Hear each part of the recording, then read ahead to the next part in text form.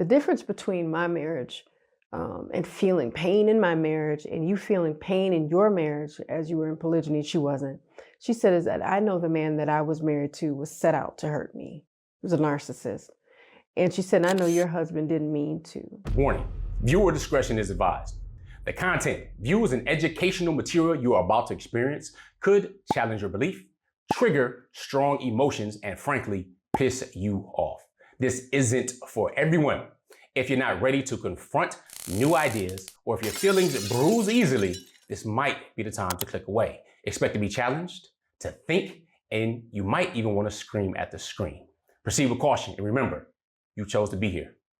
Let's get it. Assalamu alaikum, peace. It's Fatimah, Coach Fatimah, 1/3 of Outstanding Personal Relationships and co-author of the new book, Let's Talk Polygyny Uncensored. Now, in this video, I want to discuss a really challenging topic, as I always like to do, because we need to open up these conversations so that they aren't so difficult and that people don't feel like they have to hide, even though they might be going through these emotions or feelings, these certain things, or having these experiences. So many times what is happening in polygyny is that wives can tend to feel like just their husband's additional bed buddy, just another bed buddy. What does that mean?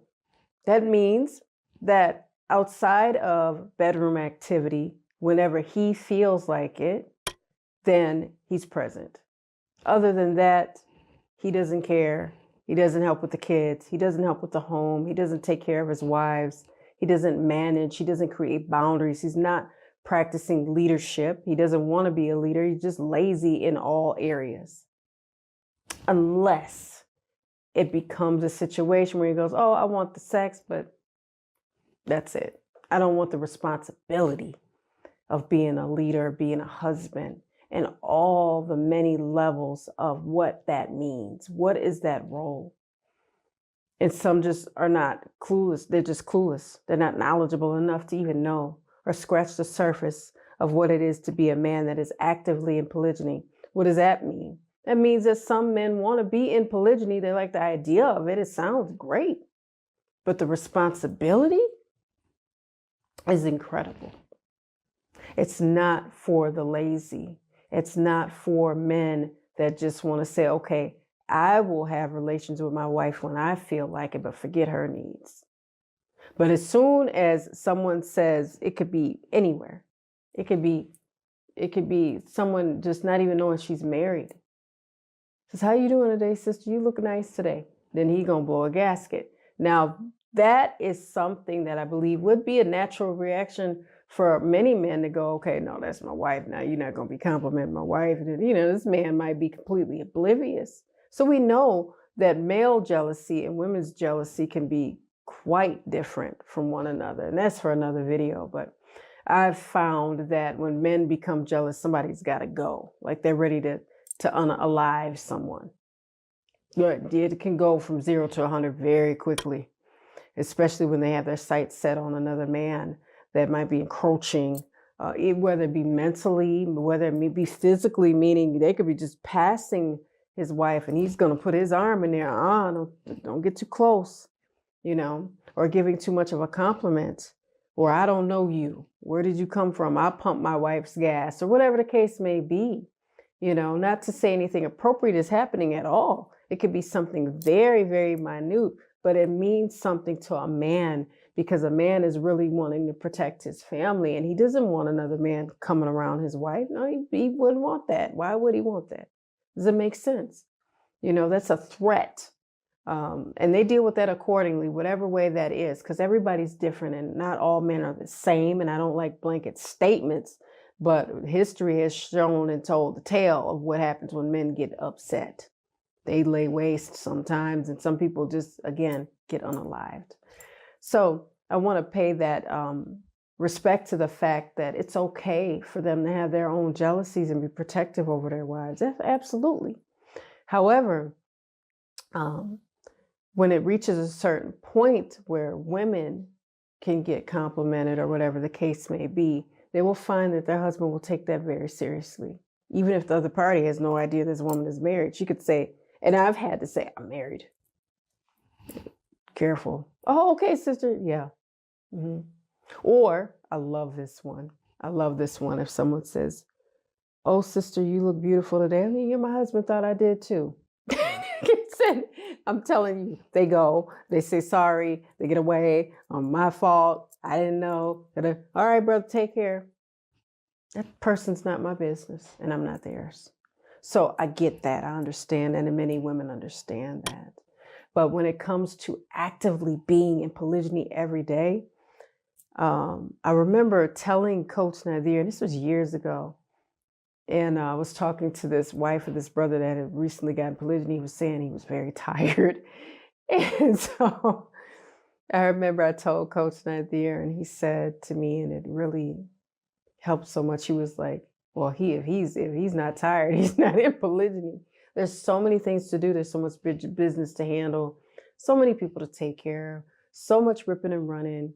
And you do rest. Of course you do. You try to your best to lay down and get substantial amount of rest so that you can just function as a person.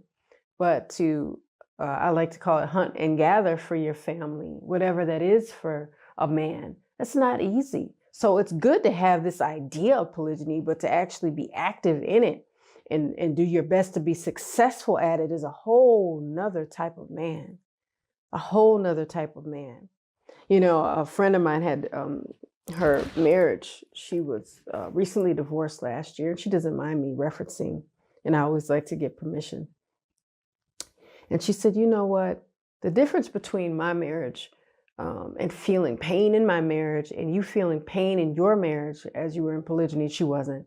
She said, is that I know the man that I was married to was set out to hurt me. He was a narcissist. And she said, I know your husband didn't mean to. And that really, although I walked through that fire kind of with her, although I didn't know what she was experiencing outside of what she told me, it was such a beautiful moment in my life when she said that. I know it wasn't easy, but your husband didn't do what mine did, because I understood growth and I understood intentions and I understood how different men handle things and how everybody's different, more so than I did before. It was such a beautiful compliment that it really cemented something that I already knew was there. You know, I'm like, there's nobody in their right mind would want to really hurt their wife and they love them, you know, even if it fell out of their hands and they didn't mean to. I knew that. But to have someone else see it, and I love that person and I love her, she's my sister in Islam, felt so beautiful to, not because, oh, that's my husband and I get the compliment right along. No. That meant that outside of me, someone else that loves me can see that this is not, although it's not easy, was not intentional, and this is not something that a man can do and just kind of throw it to the side and pick it up whenever he wants to do it. He's got to be very, very careful about his movements. And I love that Coach Nazir said, he tired, that's one of the signs that you are doing the most that you can in polygyny, is that you are tired. But to completely drop the ball and completely not care and say, well, no, those are her children over here. I saw a certain TLC show that deals directly with polygyny, and the man kept referencing, those are her kids. Those are this wife's kids. That's her kids. And he would never say our kids. And I said, wow. Okay, their kids, like you had nothing to do with it. You know, maybe he was making a distinction, but he didn't say my kids with this wife, my kids with that wife. He just said these wives and their kids. And I thought that was very dismissive, and I'm not going to change my mind about it. That's how I feel. And because I've never seen my husband do that. He's never, ever, ever referenced our children as we're just singular parents as wives. Or your children, Coach Nyla's children. You know, I don't know what y'all gonna do with them, but you know, I'm here when I want to be. Nope. He's not like that. He's never, ever been that way. And I celebrate the fact that he's not that way, and it doesn't let anybody else talk about our children in that way. You know, so I think that's beautiful, but the work This is where the rubber meets the road, as they like to say, especially in the West where I'm from. You got to work. So if you want this outcome, there has to be some effort. But that does not happen by having children everywhere and not seeing them, and having wives everywhere and not seeing them. Now, if brothers are hemmed up because of work and geography and they just can't be there as though they desire to, and they have to travel and it takes months, and they're dealing with visas and they're dealing with education abroad and so many different things. I get that lifestyle. My husband is a very close friend of his that had that same lifestyle until very recently, and they've been in polygyny for over a decade each. And he had to fly back and forth across the oceans and do so much, and it was not easy. So I know that lifestyle does exist for some men, but I mean the ones that are straight up lazy and don't care, that is problematic. That is problematic. But then still want to walk around and say, I have more than one wife, you know. I'm in polygyny.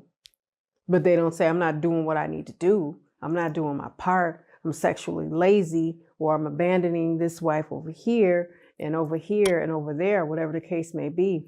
That is extremely problematic for the family, and it's traumatic for wives and children to see this disconnect. One thing I love about our family is that our family sees each other often, not every day, but Coach Nazir sees us every day. We see each other almost every day. Almost, not every day. And it's not required for the women in my daughters are grown to see each other, my co-wife every day. No, that's not required. But Coach Nazir sees all of us every single day, unless he is traveling. He makes it a point to see us all every single day. And if he doesn't show up for some reason, then we're going, is he in a car accident? Is he in the hospital? Is he okay? Because that's how consistent he is with this. So, and I do believe, and I'm a firm believer based off what I've seen, is that he knows full well that children need to see their father every day if they can do so. If their fathers have the ability, the children have the ability to see. I don't know where our littler ones in the family would be if they didn't see their father every day. I don't know where it would be foreign to them to not see their father every day. I think it's such a healthy thing. I think it's so good for their soul. It's awesome for their core memory to build bonds with their father, for them to, as brothers, bond with one another and continue that. They're bonded so close. You know, to see them love each other and love on each other and play together and have fun together and learn together. Whoever is teaching them, whether it be my co-wife, myself, our older daughters, their father, it feels good because everybody is benefiting from polygyny, not just the husband. It is a family affair, and I love that.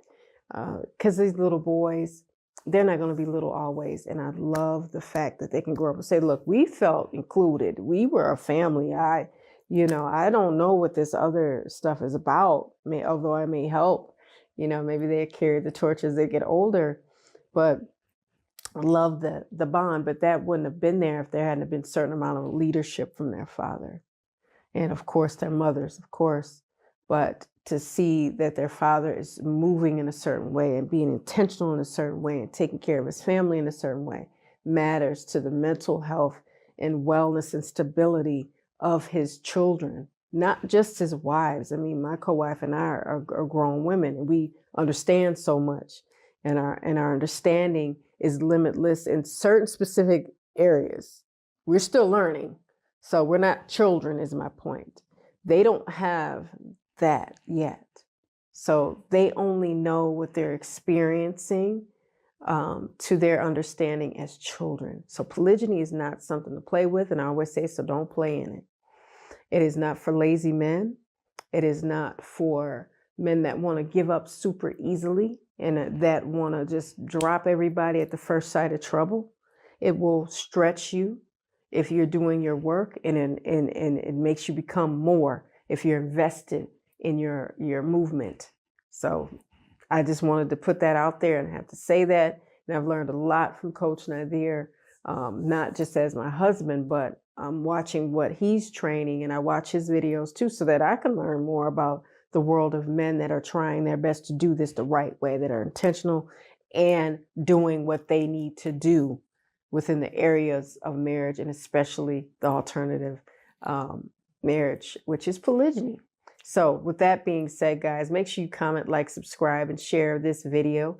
And also pick up the Men's Polygyny Roadmap, which was written by Coach Nazir. And my co-wife, Coach Nyla, and I have written the Women's Polygyny Roadmap. You want to make sure you head over to Polygamy Masterclass at polygamymasterclass.com for details. That's where we go deeper into training about marriage, polygyny, personal development, and everything in between. It's very powerful, powerful content and deep dive training on most of these issues in marriage and polygyny.